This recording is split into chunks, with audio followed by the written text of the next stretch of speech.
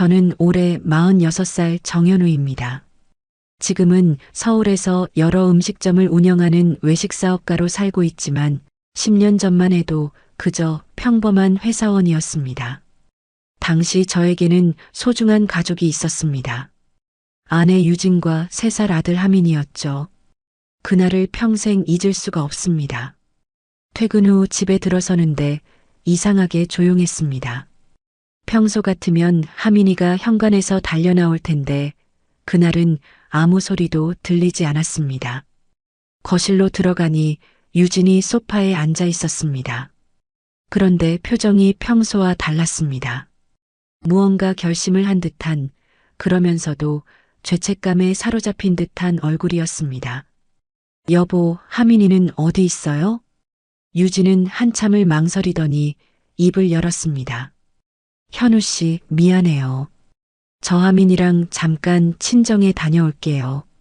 그때만 해도 단순히 친정 나들이인 줄 알았습니다. 하지만 유진의 눈빛에는 평상시와 다른 무언가가 있었습니다. 마치 이별을 고하는 듯한 그런 서늘함이 느껴졌습니다. 다음 날 아침 회사에 가려고 일어났는데 유진과 하민이가 보이지 않았습니다. 전날 밤 늦게 들어와서 못 봤나 싶어 방을 확인했지만 아무도 없었습니다. 옷장을 열어보니 유진의 옷들이 대부분 사라져 있었습니다. 하민이 방도 마찬가지였습니다.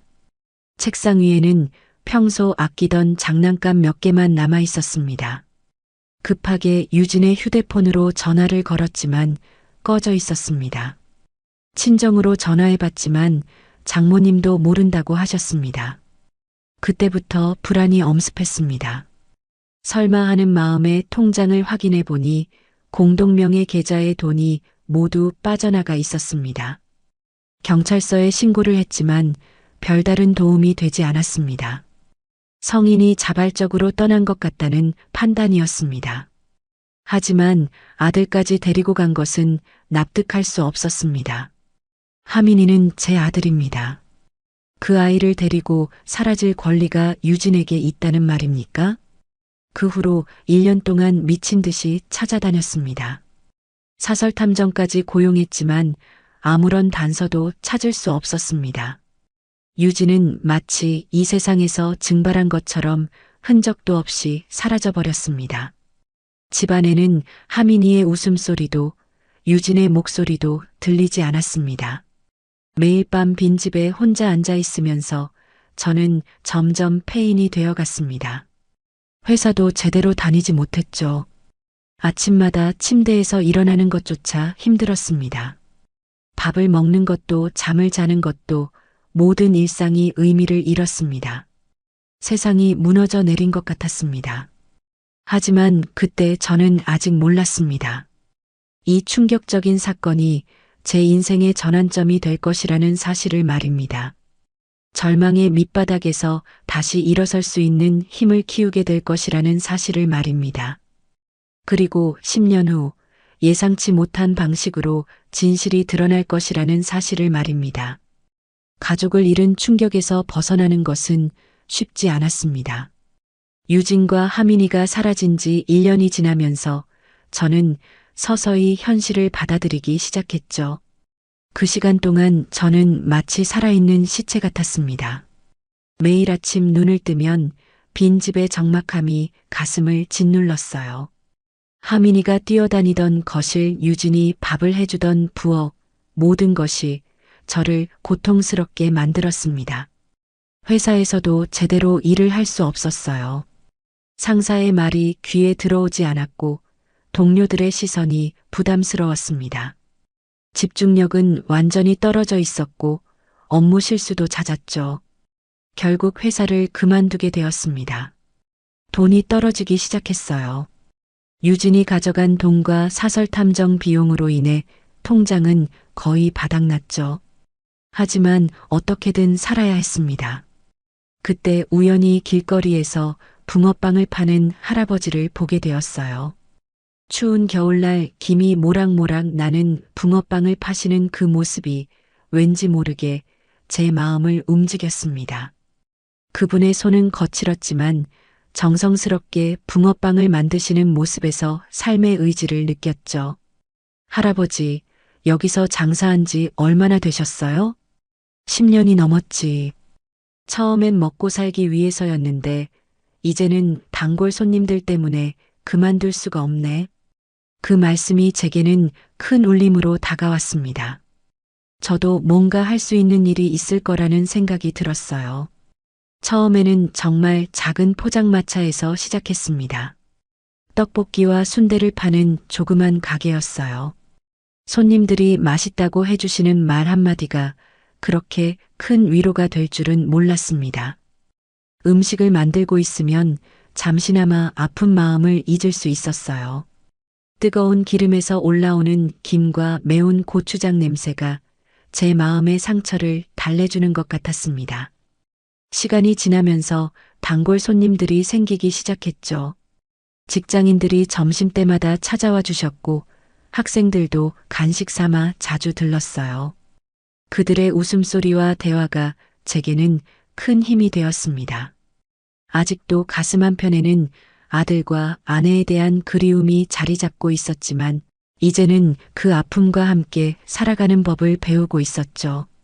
몇 년이 지나자 작은 포장마차는 제대로 된 분식집으로 바뀌었습니다.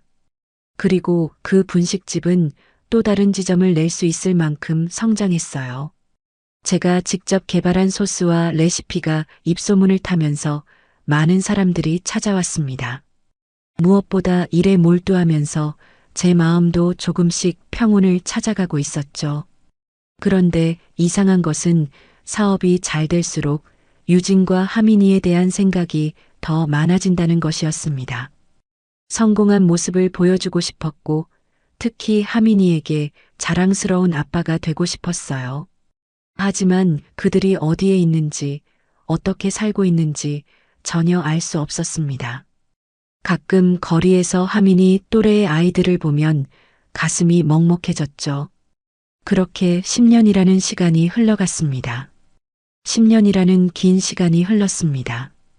이제 저는 서울 시내에 여러 개의 음식점을 운영하는 사업가가 되어 있었죠. 하지만 성공이 가져다 준 것은 경제적 여유뿐이었습니다. 여전히 가슴 한구석에는 하민이와 유진에 대한 그리움이 자리 잡고 있었거든요. 특히 밤이 되면 혼자 있는 시간이 더욱 견디기 힘들었습니다. 그래서 몇 년 전부터 가사도우미 민정이 아주머니를 모시게 되었어요. 52살의 정희 아주머니는 따뜻한 마음씨를 가진 분이었습니다. 집안일을 도와주시는 것은 물론이고 때로는 제 이야기를 들어주시기도 했죠. 그분 덕분에 집이 조금이나마 따뜻해진 것 같았습니다. 그날도 평소와 다름없는 하루였습니다. 오후 6시쯤 마지막 매장 점검을 마치고 집으로 돌아오는 길이었어요.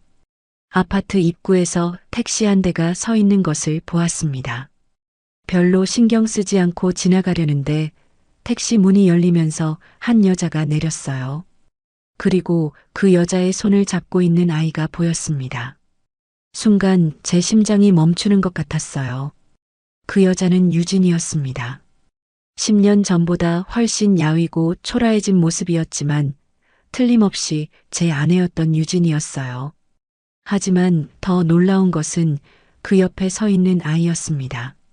하민이라고 생각되는 그 아이는 이제 13살 정도로 보였어요. 유진? 제가 불러도 유진은 고개를 들지 못했습니다. 그저 아이의 손을 꼭 잡고 서 있을 뿐이었어요.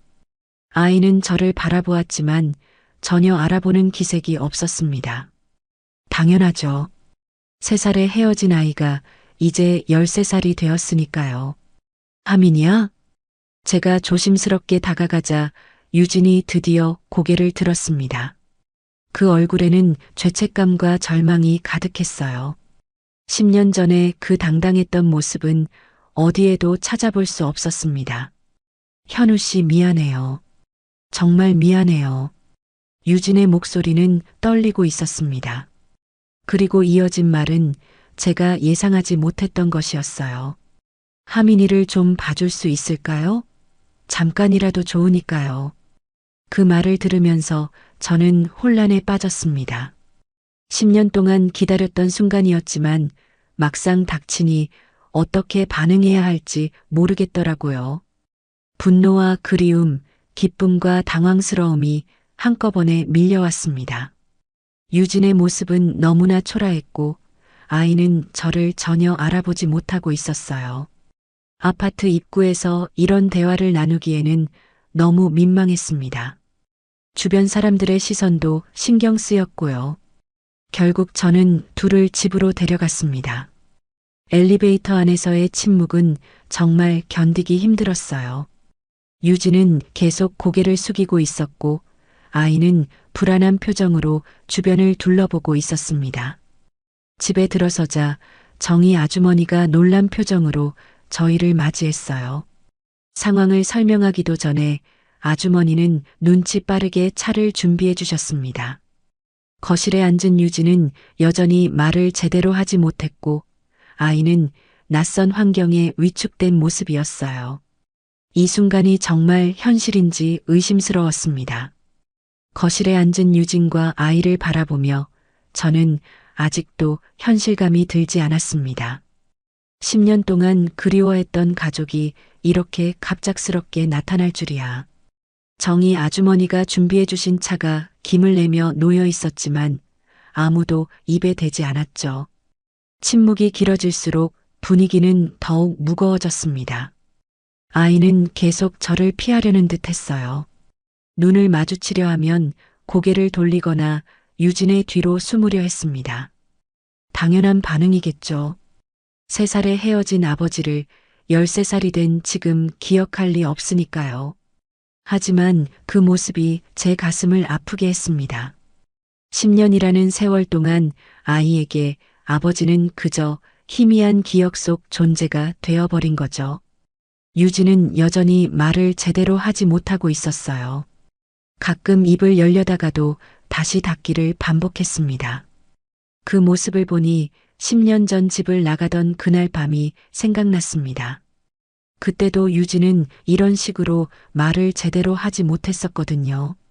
하지만 지금의 모습은 그때와는 달랐어요. 죄책감과 절망이 얼굴 전체에 드러나 있었습니다. 정희 아주머니가 조심스럽게 말을 꺼냈습니다. 이 아이가 하민이구나. 많이 컸네. 그런데 이상했어요. 정희 아주머니의 표정에 뭔가 의아한 기색이 보였습니다. 아주머니는 제가 보여드린 하민이의 어린 시절 사진들을 여러 번 보셨거든요. 그래서 하민이의 모습을 어느 정도 짐작하고 계셨을 텐데 지금 앞에 앉아있는 아이를 보시는 표정이 영 어색했습니다. 저 역시 아이를 자세히 보면서 뭔가 이상함을 느끼기 시작했어요. 하민이는 어릴 때 왼쪽 귀에 작은 점이 있었거든요. 그리고 웃을 때마다 왼쪽 볼에 보조개가 생겼었습니다. 하지만 지금 앞에 앉아있는 아이에게서는 그런 특징들을 찾을 수 없었어요. 게다가 하민이는 어릴 때부터 손가락을 빠는 습관이 있었습니다. 긴장하거나 불안할 때면 항상 엄지손가락을 입에 넣곤 했었죠. 지금처럼 낯선 상황이라면 분명히 그런 모습을 보였을 텐데 이 아이는 전혀 다른 행동을 보이고 있었습니다.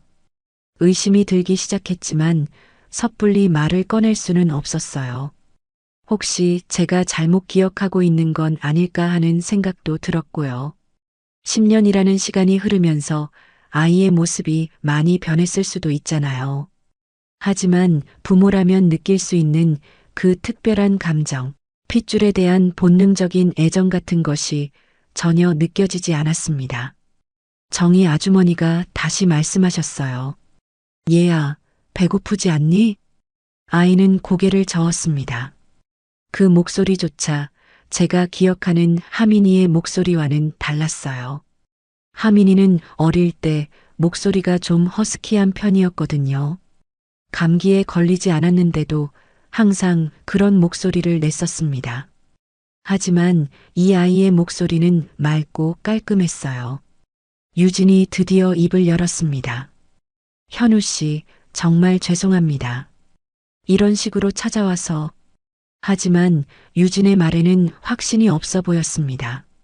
마치 뭔가 숨기고 있는 것 같은 느낌이었어요. 눈빛도 예전과 달리 불안하고 초조해 보였습니다. 10년 동안 무슨 일을 겪었길래 이렇게 변한 걸까요? 그날 밤 유진과 아이는 집에서 자게 되었습니다. 예전 하민이 방을 정리해서 재워주었어요. 하지만 저는 잠을 이룰 수 없었습니다. 머릿속에 온갖 생각들이 뒤섞였거든요. 정말 이 아이가 하민이가 맞는 걸까요? 부모의 직감이 계속 이상하다고 속삭이고 있었습니다. 다음 날 아침 저는 일찍 일어나서 정희 아주머니와 조용히 대화를 나눴습니다. 아주머니의 표정에서 어제부터 느꼈던 그 의아함이 여전히 남아있는 것을 확인할 수 있었거든요. 유진과 아이가 아직 잠들어 있는 새벽 시간을 이용해서 솔직한 대화를 나눠보기로 했죠. 아주머니, 어제 그 아이를 보시고 어떤 생각이 드셨어요? 정희 아주머니는 한참을 망설이시더니 조심스럽게 입을 열었습니다. 사장님, 제가 감히 말씀드려도 될까요? 저 아이가 정말 하민이가 맞는지 의심스럽습니다. 역시 저만 그런 생각을 한 게 아니었던 거죠. 아주머니는 제가 평소에 보여드린 하민이의 사진들을 기억하고 계셨고 어린 시절 하민이의 특징들에 대해서도 자세히 들어 알고 계셨습니다. 그런 아주머니가 보기에도 지금 우리 집에 있는 아이는 하민이가 아닌 것 같다는 거였어요. 저는 그날 바로 개인 병원에 전화를 걸어서 유전자 검사를 의뢰했습니다. 확실히 하고 싶었거든요. 아무리 10년이라는 세월이 흘렀다고 해도 부모와 자식 간의 유전자는 변하지 않으니까요. 병원에서는 2주 정도면 결과가 나온다고 했습니다. 그 2주가 정말 길게 느껴질 것 같았어요. 그동안 유진과 아이는 계속 우리 집에서 지냈습니다. 유진은 여전히 말수가 적었고 제 질문에도 제대로 대답하지 않았어요. 10년 동안 어디서 무엇을 하며 살았는지, 왜 갑자기 돌아온 건지 아무것도 알려주지 않았습니다. 마치 뭔가 큰 비밀을 숨기고 있는 것 같은 모습이었죠. 아이 역시 저와 친해지려 하지 않았습니다. 아침에 잘 잤니? 라고 인사를 해도 고개만 살짝 끄덕일 뿐이었어요. 밥을 먹을 때도 말없이 자기 몫만 조용히 먹고는 바로 방으로 들어가 버렸습니다. 정말 하민이라면 이렇게까지 낯설어 할까 하는 생각이 들었어요. 며칠 후 정희 아주머니가 저에게 놀라운 이야기를 해주셨습니다. 아이가 잠들어 있을 때 몰래 관찰해 보니 잠꼬대를 하는데 전혀 다른 이름을 부르더라는 거였어요. 하민이가 아닌 다른 아이의 이름을 말하면서 잠꼬대를 했다는 겁니다. 그 순간 저는 확신했어요. 이 아이는 분명히 하민이가 아니라는 것을 말이죠. 유전자 검사 결과가 나오기까지 남은 시간 동안 저는 유진을 계속 관찰했습니다. 유진의 행동에는 분명히 뭔가 숨기고 있는 구석이 있었어요. 전화가 오면 다른 방으로 가서 받았고 제가 다가가면 급하게 전화를 끊어버렸습니다. 밤에는 혼자서 울고 있는 소리가 들리기도 했어요. 그러던 어느 날 유진이 외출했을 때 아이와 둘만 있게 되었습니다. 저는 조심스럽게 아이에게 몇 가지 질문을 해봤어요. 하민이라면 분명히 기억하고 있을 만한 것들에 대해서 말이죠. 3살 때의 기억이라고 해도 특별했던 순간들은 남아있을 법했거든요. 네가 어렸을 때 아빠랑 같이 놀이공원에 간 적 있는지 기억나니? 아이는 고개를 저었습니다. 하민이와 함께 롯데월드에 갔던 그날을 저는 생생히 기억하고 있는데 아이는 전혀 모르는 것 같았어요. 다른 질문들도 마찬가지였습니다. 하민이만이 알 수 있는 것들에 대해서 이 아이는 아무것도 모르고 있었어요. 드디어 유전자 검사 결과가 나왔습니다. 병원에서 온 전화를 받는 순간 제 손이 떨렸어요. 의사 선생님의 목소리는 침착했지만 그 내용은 충격적이었습니다. 이 아이는 제 친자가 아니라는 거였어요. 유전자 일치율이 전혀 나오지 않았다는 겁니다. 그 순간 저는 모든 것이 무너지는 것 같았습니다. 10년 동안 기다렸던 아들의 귀환이라고 생각했는데 알고 보니 전혀 다른 아이였던 거죠. 그렇다면 진짜 하민이는 어디에 있는 걸까요? 유진은 왜 다른 아이를 데리고 와서 하민이라고 거짓말을 한 걸까요? 분노와 절망이 동시에 밀려왔습니다. 유전자 검사 결과를 받고 나서 저는 한동안 아무 말도 할 수 없었습니다. 10년 동안 기다렸던 아들이 아니라는 충격적인 사실 앞에서 정신이 혼란스러웠거든요. 하지만 동시에 한 가지 확신이 들었습니다. 이제 유진에게 진실을 추궁해야 한다는 것이었죠. 더 이상 이런 거짓말을 용납할 수는 없었습니다. 그날 저녁 아이가 잠든 후 거실에서 유진과 마주 앉았습니다. 유진은 여전히 불안한 표정으로 저를 바라보고 있었어요. 마치 언젠가는 들킬 것이라는 걸 알고 있었던 것처럼 말입니다. 저는 유전자 검사 결과지를 테이블 위에 내려놓으면서 천천히 입을 열었습니다. 유진 씨, 이제 진실을 말해주세요. 이 아이는 하민이가 아니죠. 유진의 얼굴이 순간 하얗게 변했습니다. 그리고는 주저앉듯이 소파에 몸을 맡기며 눈물을 흘리기 시작했어요. 그 모습을 보니 제 추측이 맞았다는 확신이 들었습니다. 유진은 한참 동안 울다가 떨리는 목소리로 이야기를 시작했습니다. 미안해요. 정말 미안해요. 하지만 달리 방법이 없었어요. 유진의 이야기는 충격적이었습니다. 10년 전 집을 나간 후 유진은 고태석이라는 남자와 함께 지냈다고 했어요. 그 남자는 유진에게 새로운 삶을 약속했지만 실제로는 그저 이용만 했을 뿐이었습니다. 몇 년 후 태석은 미국으로 이민을 간다며 유진과 하민이를 버렸다고 했어요. 그때 하민이를 어떻게 했는지 말해주세요. 유진은 더욱 심하게 울면서 대답했습니다. 경제적으로 너무 어려워서 하민이를 키울 수 없었다는 거였어요. 결국 아동복지시설에 맡겼다고 했습니다. 그 말을 들은 순간 저는 분노가 치밀어 올랐습니다. 제 아들을 그런 곳에 맡겨놓고 지금까지 모른 척했다는 게 믿어지지 않았거든요. 그렇다면 지금 우리 집에 있는 이 아이는 누구인지 물어봤습니다. 유진은 태석의 아이라고 했어요. 태석이 미국으로 떠나면서 이 아이까지 버리고 갔다는 겁니다. 유진은 혼자서 이 아이를 키우며 힘겹게 살아왔지만 더 이상 감당할 수 없어서 저를 찾아온 것이라고 했습니다. 그럼 왜 하민이라고 거짓말을 했어요? 도움을 받을 수 있는 방법이 그것뿐이었어요. 당신이 이 아이를 받아줄 거라고 생각했어요.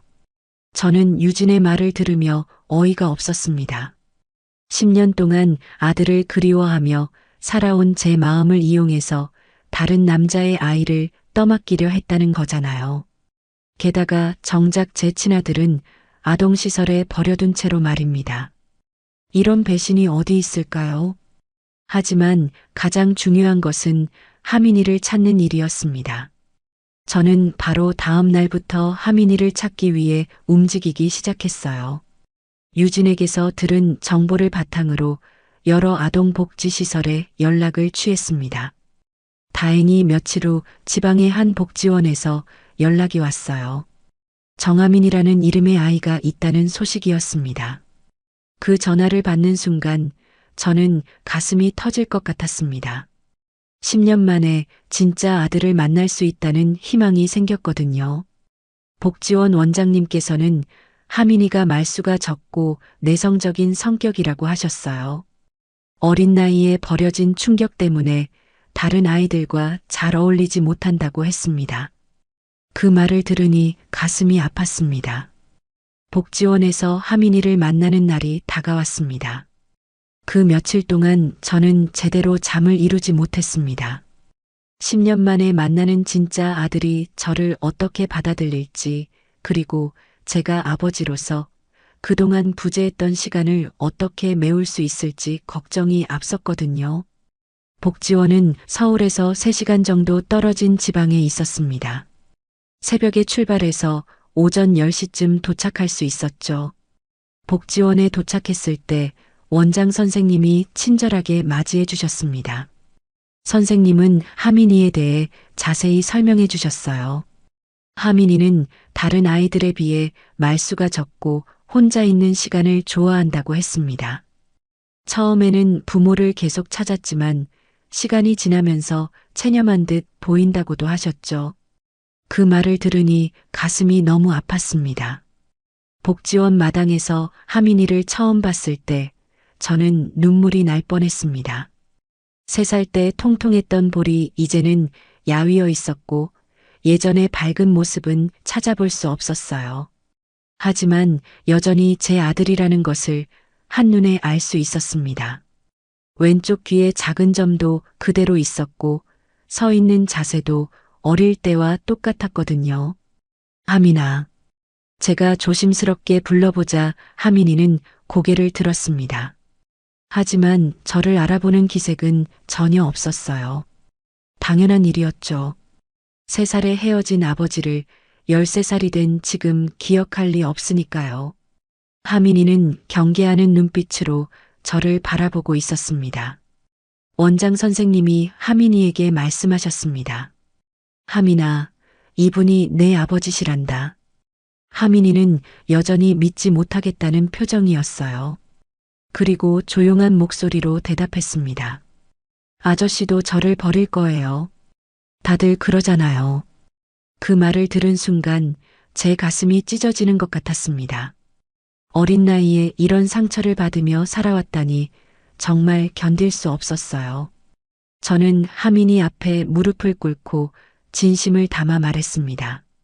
하민아, 아빠가 늦었어. 정말 미안해. 하지만 이제는 절대 너를 혼자 두지 않을 거야. 하민이는 제 말을 듣고도 여전히 의심스러워했습니다. 너무 많은 실망을 겪었기 때문이겠죠. 저는 서두르지 않기로 했어요. 하민이가 마음을 열 때까지 기다리기로 했습니다. 그날은 함께 복지원 근처 식당에서 밥을 먹고 놀이공원에도 갔습니다. 하민이는 처음에는 어색해했지만 시간이 지나면서 조금씩 마음을 열기 시작했어요. 놀이기구를 타면서 하민이가 처음으로 웃는 모습을 봤습니다. 그 순간 저는 확신했어요. 이 아이가 정말 제 아들이라는 것을, 그리고 우리가 다시 가족이 될 수 있다는 것을 말입니다. 하민이와 함께 서울로 돌아오는 길에 저는 마음속으로 다짐했습니다. 이제부터는 정말 좋은 아버지가 되겠다고, 하민이에게 상처 주는 일은 절대 없을 거라고 말이죠. 집에 도착했을 때 정희 아주머니가 반갑게 맞이해 주셨습니다. 아주머니는 하민이를 보자마자 진짜라는 것을 알아보셨어요. 유진과 그 아이는 이미 집을 떠난 상태였습니다. 저는 유진에게 마지막으로 할 말이 있었지만 일단은 하민이에게 집중하기로 했어요. 하민이 방을 다시 정리해주고 아이가 좋아할 만한 것들로 꾸며주었습니다. 하민이는 처음에는 여전히 조심스러워했지만 며칠이 지나면서 점점 적응해가는 모습을 보였어요.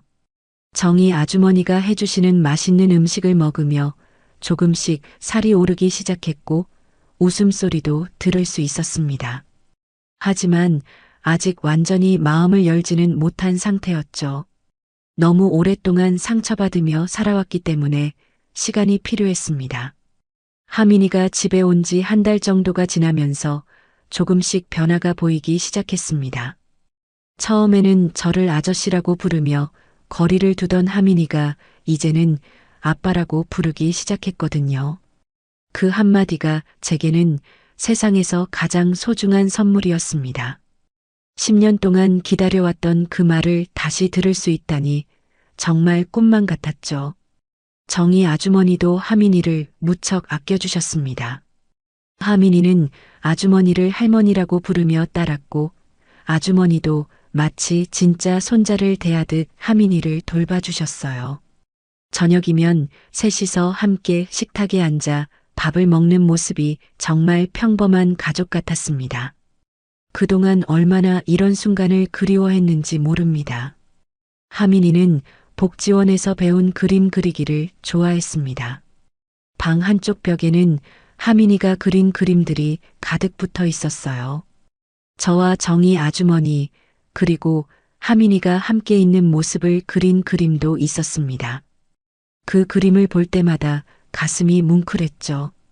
아이 마음속에 우리가 진짜 가족으로 자리 잡고 있다는 걸 느낄 수 있었거든요. 한편으로는 유진에 대한 법적 조치를 진행하고 있었습니다. 아이를 유기한 것은 명백한 범죄였고, 저를 속여서 다른 남자의 아이를 떠맡기려 한 것도 용서할 수 없는 일이었거든요. 변호사를 통해 고소장을 접수했고, 법정에서 유진과 마주하게 되었습니다. 법정에서 만난 유진은 더욱 초라해 보였습니다. 판사 앞에서 무릎을 꿇고 용서를 빌었지만 이미 늦은 일이었죠. 판사는 유진에게 아동유기죄와 사기죄를 적용해서 실형을 선고했습니다. 또한 하민이에 대한 모든 친권을 박탈한다고 선언했어요. 그 순간 저는 후련함과 동시에 안도감을 느꼈습니다. 현우 씨, 정말 미안해요. 하민이를 잘 부탁해요. 유진이 마지막으로 한 말이었습니다. 저는 대답하지 않았어요. 이미 용서할 수 없는 선을 넘었다고 생각했거든요. 중요한 건 이제 하민이와 제가 법적으로도 완전한 가족이 되었다는 사실이었습니다.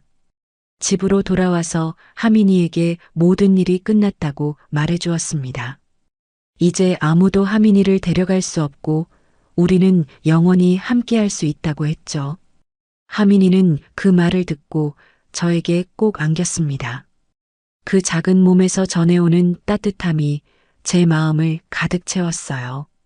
며칠 후 하민이가 저에게 말했습니다. 아빠, 저도 아빠 가게에서 일해볼 수 있을까요? 하민이는 제가 운영하는 음식점에 관심이 많았습니다. 주말이면 함께 가게에 가서 간단한 일들을 도와주곤 했어요.